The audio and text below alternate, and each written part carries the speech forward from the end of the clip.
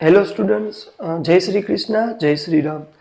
तो आज का जो हमारा वीडियो है that is about Gala paper number 3 section A from question number 13 to 24।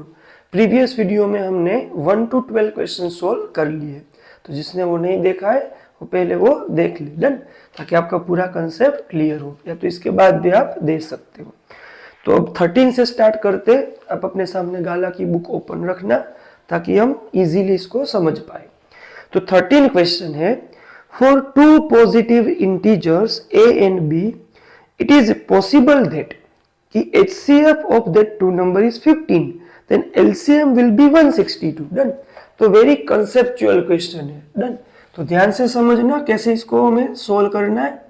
कि हमें HCF of two number given से A and B that is what given है 15।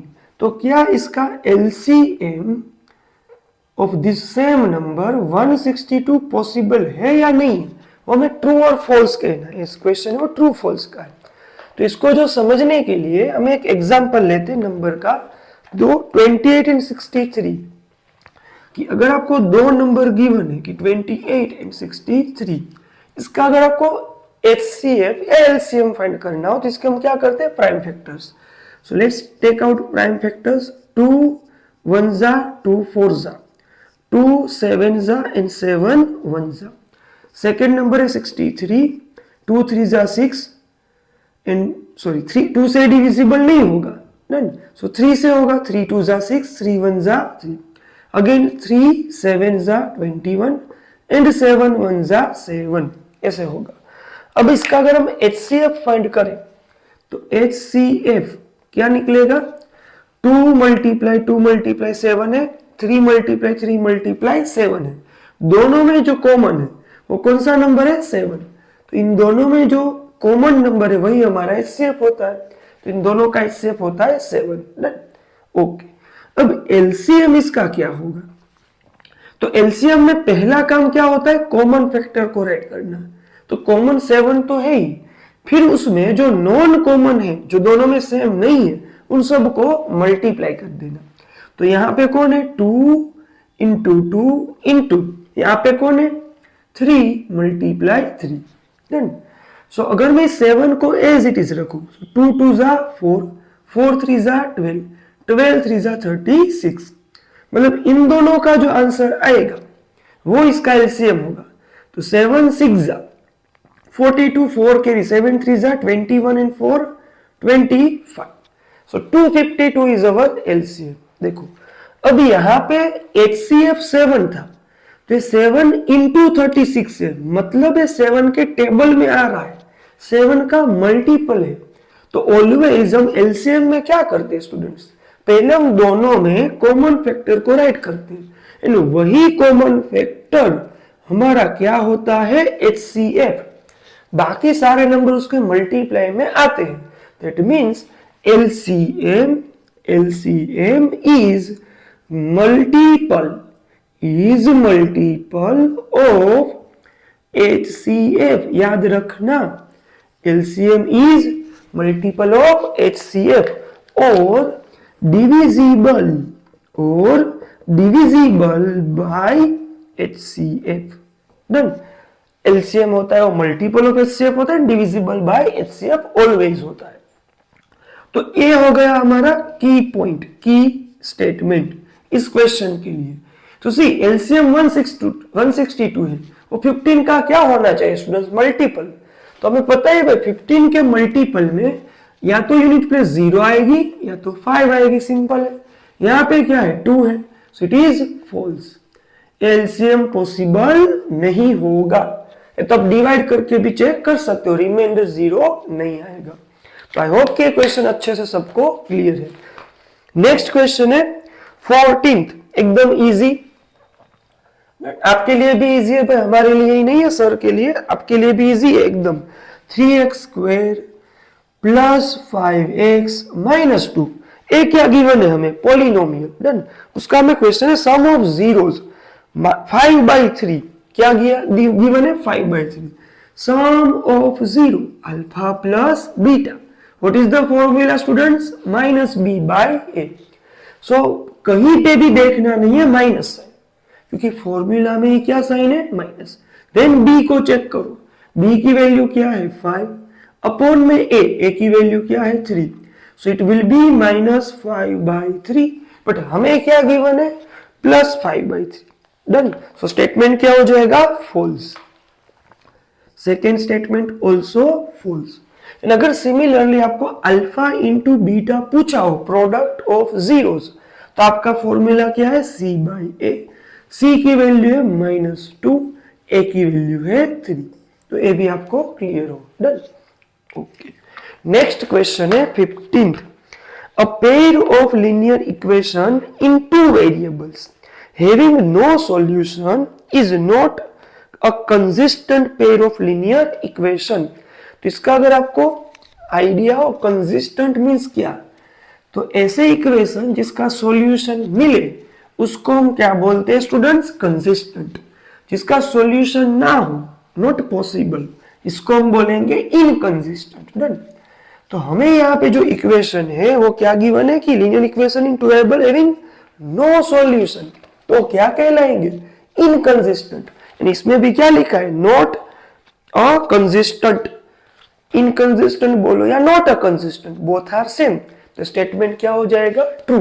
मैं फिर भी यहाँ पे आपको राइट कर देता हूं। तो क्वेश्चन नंबर 15 कि if equation have a solution, if equation have a solution, that means it is consistent,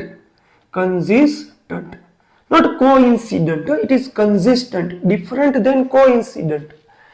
If equation not have any solution, then it is inconsistent, or not a consistent, done. So I hope दोनों line से आपको clear है। And ऐसे कौन कौन से equation जो consistent है एंड इनकंसिस्टेंट है, तो जब भी हमारा इंटरसेक्टिंग लाइन हो, क्या हो, इंटरसेक्टिंग लाइन। तो इंटरसेक्टिंग लाइन कब होती है, जब ratio A1/A2 is not equal to B1/B2। कितने सॉल्यूशन होते हैं, वन सॉल्यूशन या तो यूनिक सॉल्यूशन। डन। तो सॉल्यूशन तो है, वन है तो भी सॉल्यूशन तो है, तो ये क्या कहलाएगा, कंसिस्टेंट। So no. सेकेंड है कोइंसिडेंट लाइन, तो कब कोइंसिडेंट लाइन होती है, जब all ratios are same, then all ratios are same. How many solution? Infinite solution. तो इसमें भी solution है, that means it is also consistent.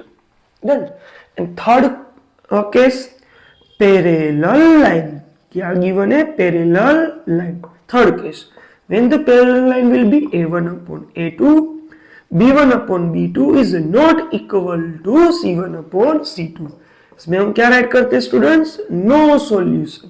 तो जब भी नो सॉल्यूशन हो तो क्या आएगा, इनकंसिस्टेंट। क्या आएगा, इनकंसिस्टेंट। तो आई होप कि क्लियर है, सॉल्यूशन हो तो कंसिस्टेंट, सॉल्यूशन ना हो तो इनकंसिस्टेंट या not a consistent. Next question students, very very important. हमने प्रीवियस पेपर में, पेपर 2 में एक प्रोबेबिलिटी का सम मंथ के लिए कि भाई 5 Monday in a month of January, similar type of question हमने सॉल्व किया था।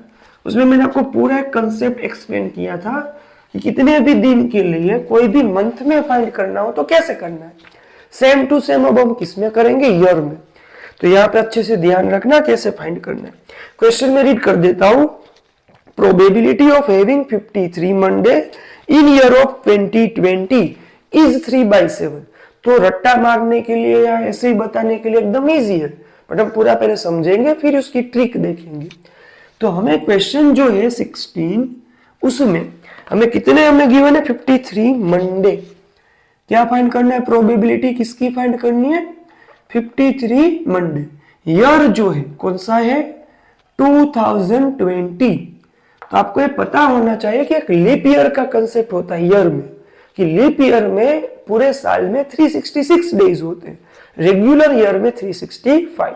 तो याद रखना जो 5 का मल्टीपल होता है, लास्ट 2 डिजिट वो 5 से डिविजिबल हो या 5 का मल्टीपल हो, वो सब क्या, सॉरी नॉट 5, 4 से, 4 का मल्टीपल या 4 का डिविजिबल, वो सब क्या कहलाएंगे, लीप ईयर। तो 4 5 20 क्या हो जाएगा, लीप ईयर। डन। या तो आप ऐसा भी कर सकते हो, कोई एक ईयर को याद रख लो, ये लीप ईयर है, 4 प्लस करते जाना है, 4 ईयर माइनस करते जाना है, तो ये इसी को याद रख लो, 2020 लीप ईयर। तो नेक्स्ट 2024 क्या होगा, लीप ईयर। 2028 क्या होगा, लीप ईयर। अगर पीछे जाना है so 2060 leap year, 2012 leap year, 2012, 2008 leap year. These all are the leap year. 4 का गैप रहेगा, okay. But our question is what, इस ईयर में 53 क्या होने चाहिए, मंडे।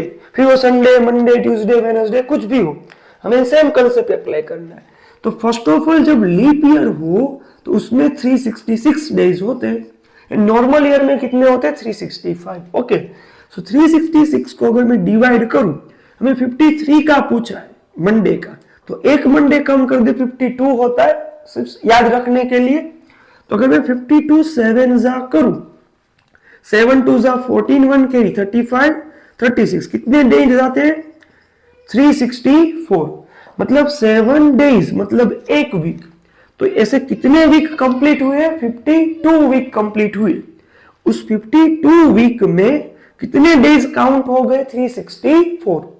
मतलब इन 364 डेज में 52 मंडे आ गए, 52 ट्यूसडे आ गए, 52 वेडनेसडे आ गए, सारे दिन 52 टाइम आ गए। डन। अब जो एक्स्ट्रा दिन बचे इनमें से वो कितने रिमेनिंग है, 2 डेज। अब जो सारा खेल है उन 2 दिनों का है। डन। 2 दिन का सब खेल है, तो 2 डेज में क्या क्या आ सकता है, 52 तो आ गए, हमें बनाने कितने हैं, 53। तो सपोज ए 365th day, 365th day, next कौन सा रिमेनिंग है, 366th डे।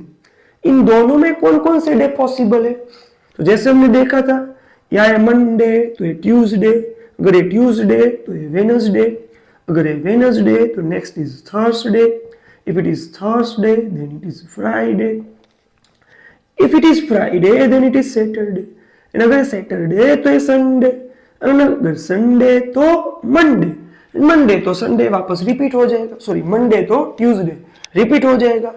सो कितनी पॉसिबिलिटी बनी इन दोनों दिन की, 1 2 3 4 5 6 7। तो ऑल पॉसिबल आउटकम कितने मिल जाएंगे, 7। उनमें जिन जिन दिनों में, जिन जिन पॉसिबिलिटी में मेरा मंडे है वो हमारा फेवरेबल, तो एक मंडे यहाँ पे है, एक मंडे यहाँ पे, कितनी बार आया, 2। So our answer of this question is 2/7, कि probability of 53 Monday in 2020 year is 2/7। Option is what, 3/7। Wrong. So ये जो सेंटेंस है, आंसर है वो क्या है, फॉल्स, जो गिवन है 3/7 वाला। डन। नाउ सी इसको शॉर्ट में कैसे करना है, सिमिलरली मंथ के लिए जैसे किया था हमने, आई होप आपको क्लियर है। तो जितने दिन है पूरे ईयर में उसमें से 364 निकाल लेने हैं, जो रिमेनिंग डेज है वो न्यूमरेटर अपॉन में 7, सेम टू सेम मंथ में किया था वैसे। अब अगर ये नॉर्मल ईयर हो तो नॉर्मल ईयर में 365 डेज होते हैं। देन इनमें से 364 डेज निकाल ले, 364 डेज को हम निकाल ले, उसमें 52 सब डेज आ गए, Monday Tuesday Wednesday. So extra day कौन सा बचा, 1 डे ओनली, एक ही दिन एक्स्ट्रा है 365 में। डन। तो इसमें 53 मंडे पूछे, 53 संडे पूछे, सैटरडे पूछे, कुछ भी पूछे, उसकी प्रोबेबिलिटी आएगी 1/7। क्या आएगी, 1/7। तो अगर आपको याद भी रखना है, कोई अगर वीक स्टूडेंट है, नहीं समझ में आ रहा है, हमें मार्क तो लेने, क्या याद रखना है, नॉर्मल ईयर हो, ईयर की बात है तो 1/7, लीप ईयर है तो 2/7, काम खत्म। डन। सो आई होप के पूरा क्वेश्चन क्लियर है। नेक्स्ट क्वेश्चन है दैट इज सेंटेंस, हमें सोल्व करना है शॉर्ट वर्ड में। तो 17th जो क्वेश्चन है ऑलरेडी गाला का पेपर 2 में हमने इस टाइप का क्वेश्चन किया था, तो उसी कंसेप्ट को हम शॉर्ट वे में यूज करेंगे। 17th question. What is given in 17th one? For a given AP, एक AP का 5th चैप्टर का सम है A25 minus A15 is equal to 24. Then find the common difference of AP D. Common difference means D. तो मैंने वहां पे आपको बताया था, जब भी आपको कोई भी टू टर्म का डिफरेंस गिवन हो तो हम डायरेक्टली यहाँ पे क्या राइट करेंगे, 25 minus 15 10 into D is equal to 24. काम खत्म। 10 goes to right side, 24 by 10 D is equal to 2.4. क्या आंसर आ गया? 2.4। लिख के आ जाओ। जस्ट 5 सेकेंड स्टूडेंट्स इसको सोल्व करने में। पूरी मेथड अगेन मैं रिपीट कर देता हूं, किसी को नहीं पता है तो इसको मैं फॉर्मूला में लिखना है a plus 24d minus a plus 14d is equal to में 24, a plus 24d minus a minus 14d is equal to 24, a cut 24 minus 14 10d is equal to 24, 10d is equal to 24। 1 2 3 step में direct आता है। क्या करना है? दोनों का minus into D. Suppose आपको एक एग्जांपल दे कि A15 minus A9 is equal to आपको गिवन है 30, ऐसे तो क्या करना है? 15 minus 9 6, D is equal to 30। So D is equal to 30 by 6, 6 5 30, D is equal to 5। I hope कि ये पूरा कंसेप्ट क्लियर है। डन। नेक्स्ट है 18। In a cyclic quadrilateral. Oh cyclic quadrilateral, sir cycle लेके आए हम?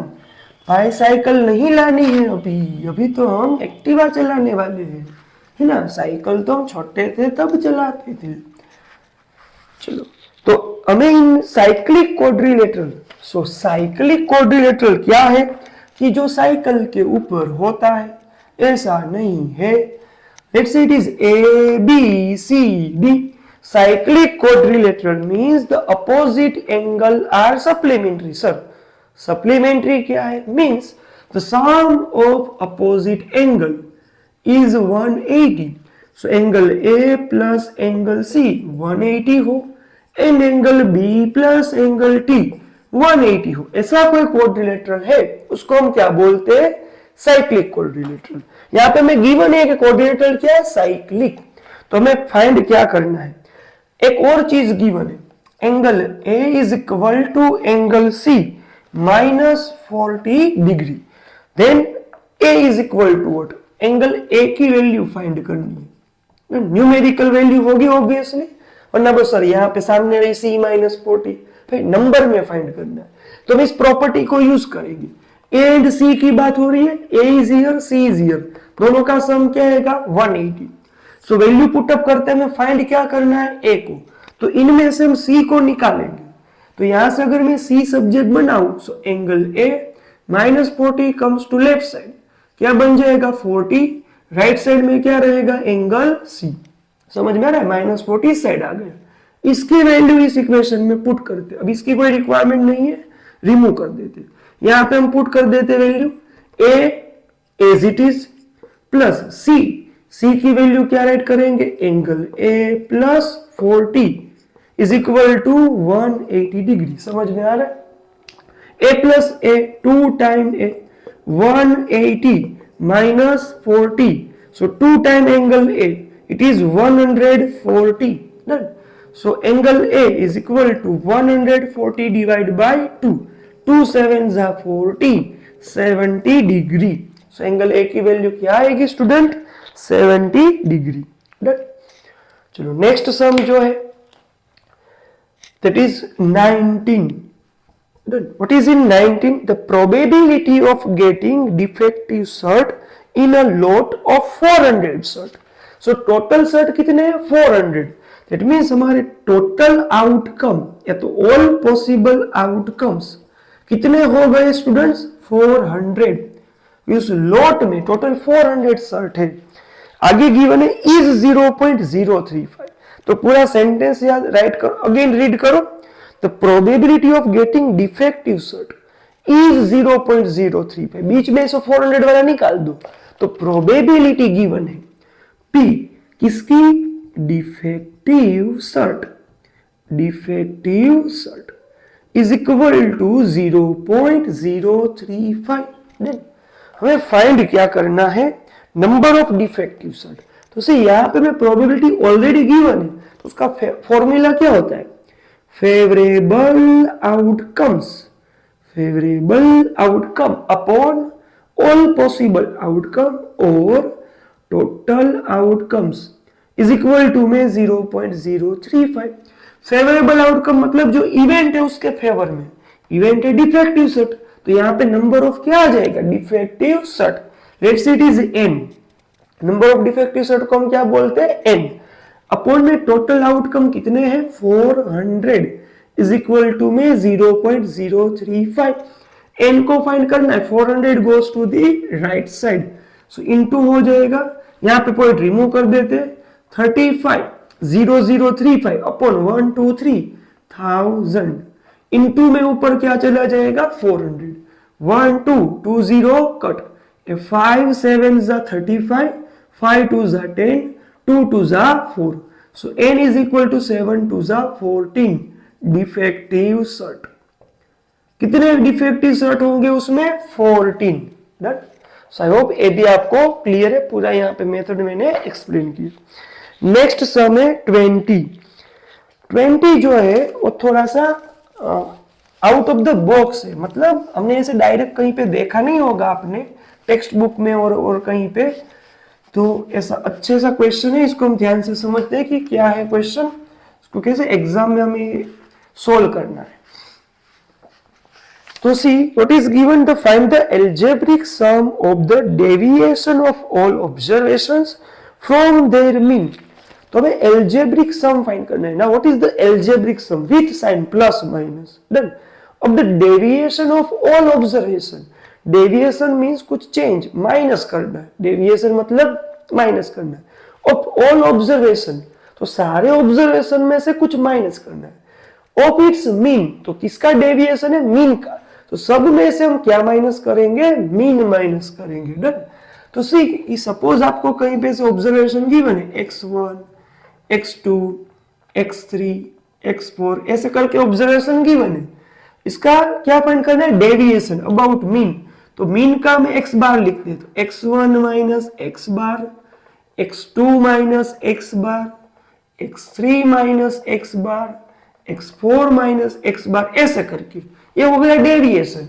डन। इसका algebraic sum मतलब इन सबको क्या कर देना है, प्लस, सबको क्या कर देना है, प्लस, वो जो आंसर आए वो क्या होता है। तो इसको समझने के लिए हम एक एग्जांपल लेते हैं। डन। सो मैं यहाँ पे नंबर जो है वो अज्यूम करता हूँ, भाई मैं देख के लिख रहा हूँ, दैट नॉट मींस कि उसी के लिए होगा, मैंने थोड़ा एक चेक किया है कि इसमें अच्छे से इजीली हम आंसर ला पाते हैं इंटीजर में, वरना अगर मैं रैंडम नंबर लिखूंगा तो डेसिमल में आएगा, तो थोड़ा और समझाने के लिए कॉम्प्लेक्स हो जाता है। डन। सो जो नंबर हमने अज्यूम किए हैं कि 1 2 5 8 एंड 9, तो ये 5 नंबर है, मैंने अज्यूम किया, कुछ भी आप किसी और नंबर के लिए भी कर सकते हो बाय योरसेल्फ, एक बार ट्राई करना, आंसर सेम ही आएगा। तो 1 2 5 8 9 5 हमारे ऑब्जर्वेशन है। डन। इसका पहले हमें मीन फाइंड करना है, सो मीन मतलब इन सब का plus, 1 plus 2 3 3 plus 5 8 8 plus 8 16 16 plus 9 25 divide by all observation 1 2 3 4 5, कितने नंबर ऑफ ऑब्जर्वेशन है, 5 5 5 इज 25, सो हमारा x बार मीन कितना आया, 5। डन। तो हमारे पास ऑब्जर्वेशन भी है, मीन भी है, सब में से वो मीन को क्या करना है, माइनस है, फिर उसका क्या फाइंड करना है, सब, पहले हम माइनस कर लेते हैं, तो फर्स्ट में यहाँ पे करता हूं 1 माइनस 5, 1 माइनस 5 माइनस 4 आएगा, सेकेंड ऑब्जर्वेशन में से 2 माइनस 5 माइनस 3 आएगा, थर्ड ऑब्जर्वेशन है 5 माइनस 5 0 हो जाएगा, देन है 8 8 माइनस 5 3 आ जाएगा, लास्ट में है 9, सो 9 माइनस 5 4 आ जाएगा। डन। ये 3 है, तो इन सबको अगर मुझे प्लस करना है तो एकदम इजी है भाई, a minus 4 plus 4 cut, minus 3 plus 3 cut, 0 is the 0, तो इसका जो मीन है वो क्या आएगा, 0। समझ में आया। तो mean of means sorry algebraic sum of the deviation of the all observation from its mean is what? 0. Done. Next question है, yes, match the following 21 उसमें देखते वॉल्यूम ऑफ कौन क्या गिवन है भाई? Volume of cone. What is the formula students? 1/3 pi r square h. Which option is correct? B. Directly आपको सामने formula ये 22 volume of a sphere. Volume of sphere. Volume of sphere. What is the formula? 4/3 pi r cube. Which option is the correct one? A. तो direct आपको formula थे. 23 and 24 very very important. एक concept है, आप याद रख लेना, एकदम इजी हो जाएगा इस टाइप का question. Angle formed at the centre by minute hand when it revolves 20 minute.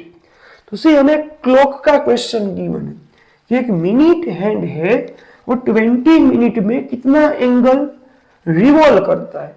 तो मोस्ट ऑफ को पता ही होता है लॉजिकली, बट फिर भी मैं एक ट्रिक दे रहा हूं, एक सिंप्लीफाई करने की ट्राई करते इसको. कि कोई भी क्लॉक हो, जनरली हम सर्कुलर शेप में कंसीडर करेंगे. हियर इज द 12, यहाँ पे क्या होगा 3, here will be 6, here will be 9. ऐसे हमारी क्लॉक होती है. बीच में 1 2 4 5 7 8 10 11 ऐसे. अब जो मिनट हैंड है वो 20 मिनट का रिवॉल्यूशन कर रही है. So from here it is 3 पे 15 होती है, 4 पे आके यहाँ पे 4 होगा. तो ए एंगल कितने का होगा वो फाइंड करना है. तो हम यहाँ पे जनरलाइज करें फॉर कितने भी मिनट के लिए एंगल फाइंड करने का. तो आपको पहले कुछ नहीं करना है. अगर मैं इस मिनट हैंड को टोटल रिवॉल्यूशन लगाऊं, टोटल एक चक्कर कंप्लीट करूं, तो कितना एंगल कंप्लीट होगा? 360 डिग्री. डन. तो जब भी 60 मिनट कवर करे, पूरा रिवॉल्यूशन लगाए, तब कितना एंगल होता है? 360. तो 60 मिनट में क्या एंगल हो रहा है? 360 डिग्री. हमें कितना रिवॉल्यूशन करवाना है? 20 मिनट. उसमें वो एंगल क्या होगा? उस एंगल को हम बोल देते हैं theta. So theta is equal to इन दोनों का cross multiply 20 into 360 divide by 60. See हर बार यहाँ पे 360 आएगा, अपॉन में 60 आएगा. यहाँ पे जितनी मिनट होगी वो इंटू हो जाएगी. समझ में आ रहा है? तो हम इसको सिंप्लीफाई क्या करेंगे? इन दोनों को कट कर दो. 0 0 कट, 6 6 36. सो कितनी भी मिनट हो इंटू हमें क्या कर देना है? 6. सिंप्लीफाइड 360 by 6 हो गए 6. सो 26 12, 120 डिग्री इज द आंसर. समझ में आ रहा है? सी सेकेंड वन. तो 23 में आंसर क्या आ रहा है? 23 में 120 डिग्री. सामने कौन सा ऑप्शन है? 120 डिग्री. बी. इसमें ऑप्शन बी. सी 24th वाला सेम टू सेम है. Angle formed at the centre by minute hand when it revolves 45 minute. So हमें कुछ नहीं करना है. 45 इंटू क्या कर देना है स्टूडेंट? 6. कोई भी मिनट हो इंटू क्या कर देना है? 6. You will find the angle. 6 5 30, 3 carry, 6 4 24 plus 3 270